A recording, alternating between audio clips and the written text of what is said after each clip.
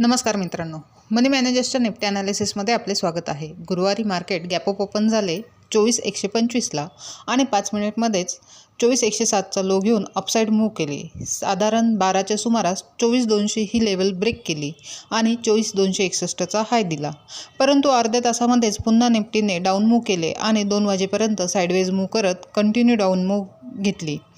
24,039चा low बनवला आणि 24,056ला close झाली। एकंदरीत निफ्टी पुन्हा 24,200 रेजिस्टन्स फेस करत आहे। आता डेली टाईम फ्रेममध्ये बघितले तर 24,280 आणि 23,790 या दोन महत्त्वाच्या लेवल्स असून अपसाईडला ट्रेंडलाईन कंटिन्यू रेजिस्टन्सचे काम करत आहे। उद्यासाठी बघितले तर निफ्टी 24,100 ही एक मॅग्नेट लेवल आहे।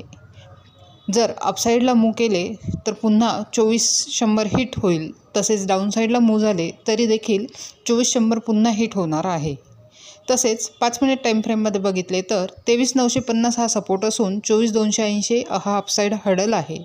आणि हो, मंगळवारी वीकली तसेच मंथली एक्सपायरी आहे, त्यामुळे ट्रेड करताना काळजीपूर्वक करावा। अशाच निफ्टीच्या ॲनालिसिससाठी चॅनल सबस्क्राईब करा, तसेच व्हिडिओ लाईक आणि शेअर करा।